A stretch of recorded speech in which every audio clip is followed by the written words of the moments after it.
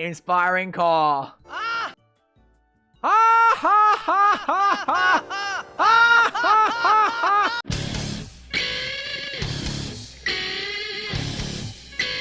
Blitz counters, or counter blitz, my bad. We have two choices for commanders in this deck, as per usual nowadays. We have Tidus, Yuna's Guardian. This is Final Fantasy X rep, I believe. Green, white, blue, 3 mana for a 3/3 legendary human warrior creature.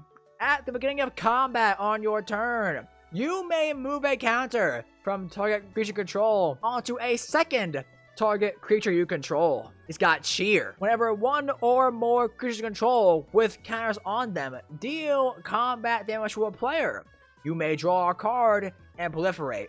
Do this only once each turn. So you get a free nesting grounds trigger every turn, and he's a card draw and proliferate engine.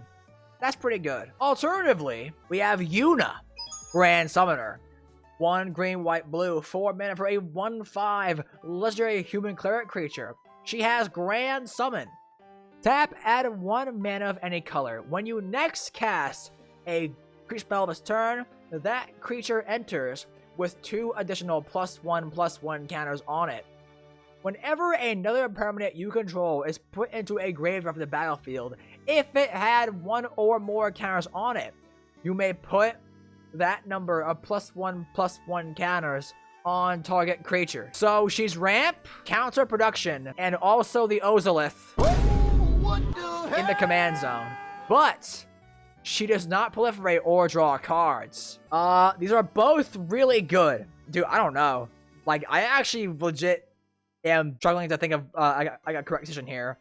Like, Tidus draws cards, moves counters, and proliferates. But Yuna is the Ozolith. And the Ozolith is legit a really good card. Like, you look at Ozolith and think, oh, it's not that good. But it actually legit is like one of the best things someone can play in a +1/+1 counter deck. I think Tidus kind of has more like culture around him, I think. You kick his ass in KH1 during a prologue because you can. He's also younger in that game. Like, it's baby Tidus, not full-grown Tidus. But he's card draw and proliferate in the command zone at 3 mana. Have you seen the Yuna Free from the Real combo? Oh. Yeah, oh. So Free from the Real. I imagine it's just, you just make blue mana with Yuna, and then the next creature you cast enters with like 1,000,000 +1/+1 counters on it. That's probably good. Was Tidus the laughing meme? Yeah, he was. He was. There's even a card in this fucking deck that references that scene. Walking Ballista's already in the Precon. Oh my god. Oh my god. Chat said Tidus. You got it. Getting into cuts here, chat. Our first card. Altered Ego. X2 green blue for a 0/0 shapeshifter creature. This spell can't be countered. You may have this creature enter as a copy of any creature on the battlefield, except it enters with X additional +1/+1 counters on it. Balance looks like a Gizmo and Doohickey kind of fella. No disrespect at all. Bros over here saying I make contraptions and then says no disrespect. Alter Ego. This card's not good, right? I am not gonna kick this for X to get some counters on it. Hell nah. Do we want a clone effect? Maybe we can't tell right now, because to be fair, it's the very first card in the deck. You know what? Yeah, I'll come back to it. Auron, Federated Guardian. 3 and a white for a 2/5 Vigilance legendary human spirit samurai creature. Shooting Star.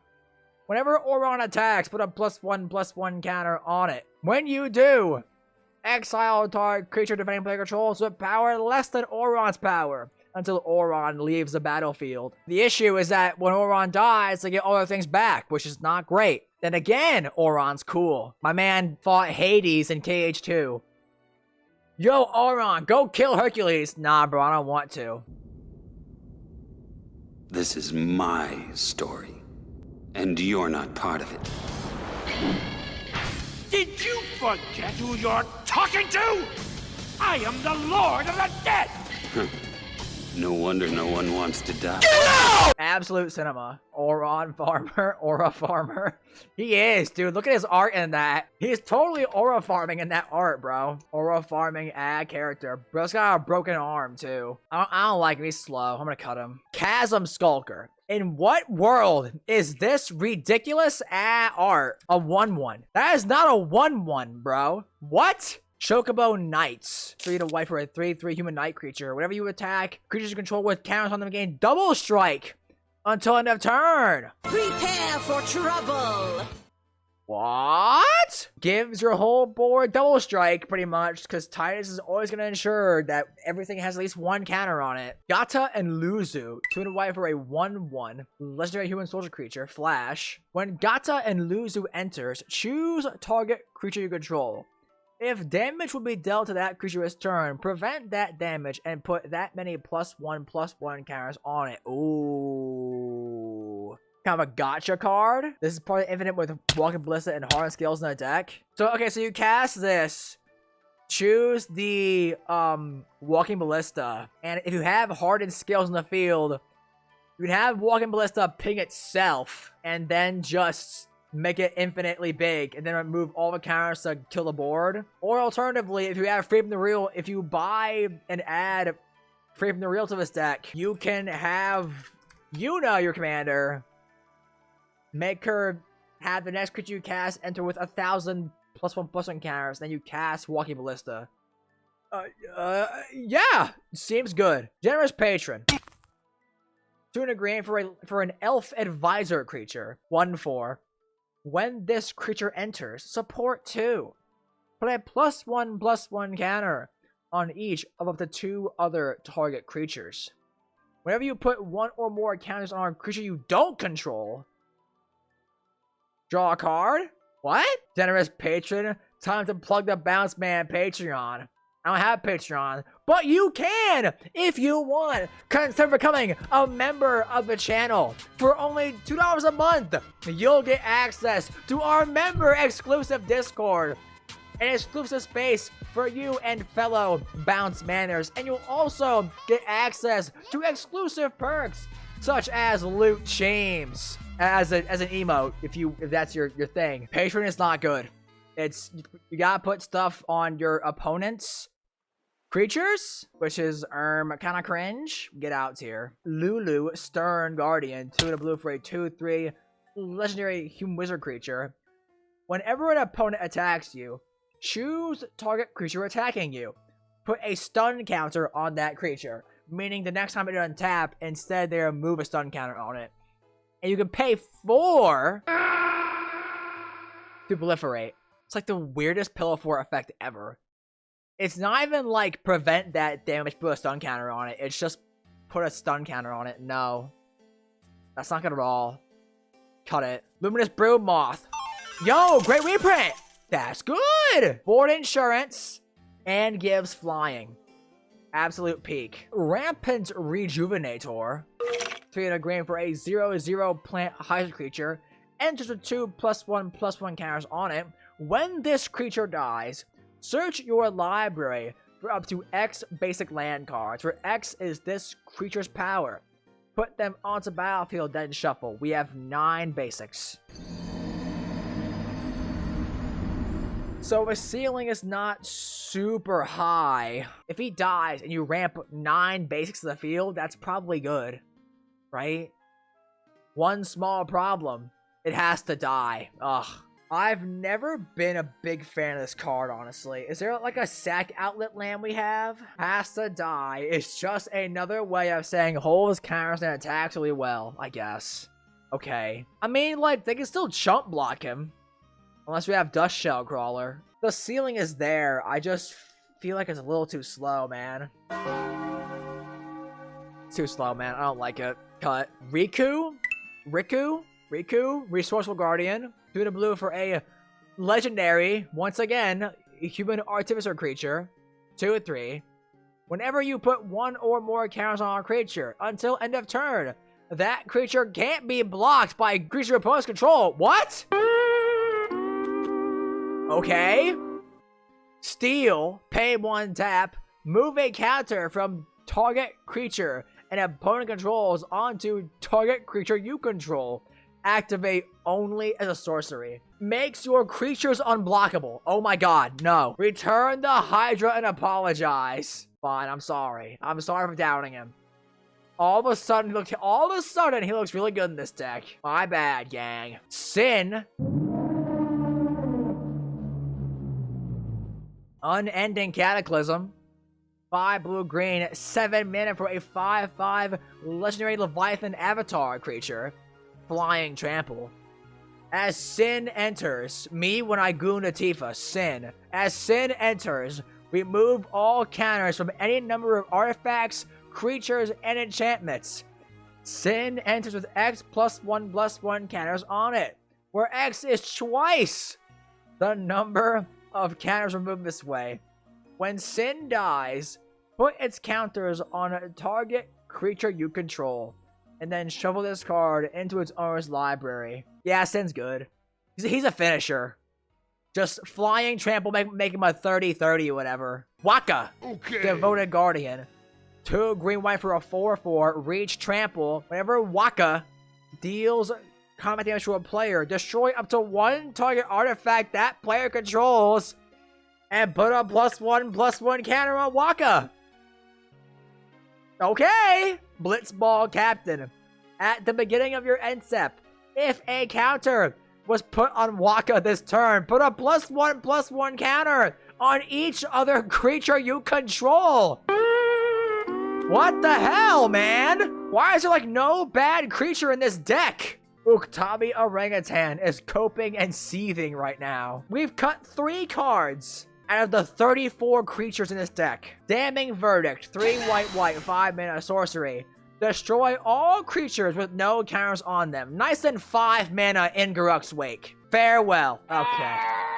Alright, man. 4 white, 6 mana sorcery. Choose 1 or more. Exile all artifacts, all creatures, all enchantments, and or all graveyards. It's just a good card. It's Farewell. For some reason, people get really pissed at this card. I don't understand why. It's a 6 mana Wrath. 6 mana Wraths deserve to be good. Like, bro, this card is the ultimate vibe check to see how much of a casual someone is. If you get pissed at Farewell, bro, you are for sure a casual player. No one should be getting salty at a 6 mana Wrath, bro. I don't understand it. Also, going back to the beginning here, Altered Ego. This deck has like 1 million legendary creatures. 11 legends out of our 34. Yeah, we 100% cut Altered Ego now. There's nothing really here that's super worth copying, I don't think. Yuna's Decision. 3 green sorcery. Choose 1. Continue the pilgrimage. Sacrifice a creature. If you do, draw a card. Then may put a creature and or land card from your hand onto the battlefield. Or find another way. Return 1 or 2 target permanent cards from your graveyard to your hand.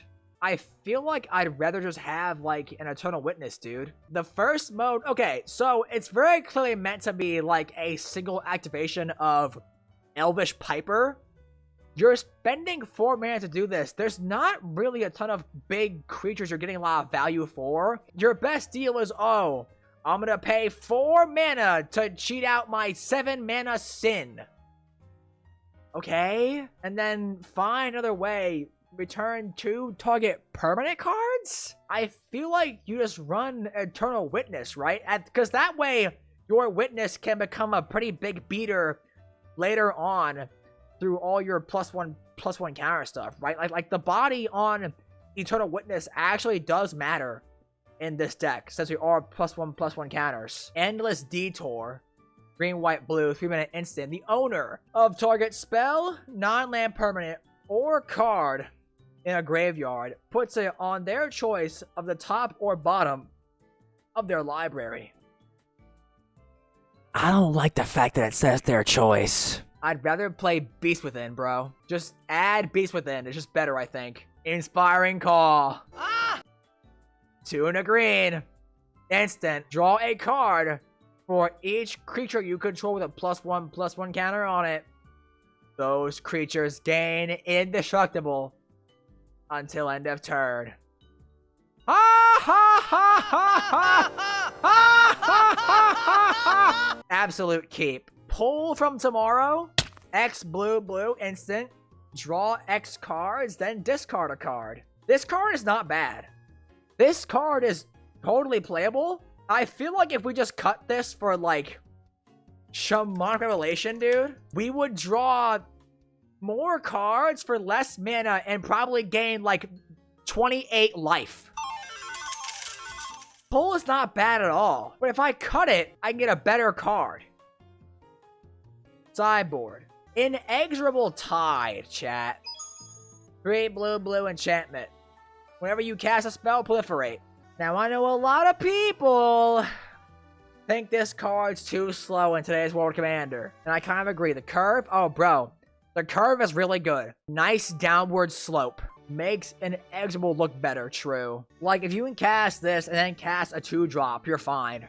Right? There's like 15 2-drops and 14 3-drops. I'll keep it. Path of Discovery. 3 and a blue for enchantment. Whenever a creature you control enters explores, reveal the top card of your library. Put that card into your hand if it's a land. Otherwise, put a +1/+1 counter on the creature. Then put the card back or put it into your graveyard. So chat, I've run this card before. It's not good. It's just too slow. If it was 3 mana, it'd be good, but at 4 mana, dude, it's just too awkward. It's just too slow. It's not good. We cut it. Wait, I missed a card. I'm stupid. What is this? Sphere Grid. 1 green enchantment. Whenever a creature you control deals combat damage to a player, put a +1/+1 counter on that creature. Creatures you control with +1/+1 counters on them have reach and trample. What the fuck, man? This deck has, like, no bad cards! It's what? It's Ego, Auron, Patron, Lulu, and Path. And Yunus. There's, like, 6 bad cards that are actively bad. We cut 2 extra because we just could, I guess.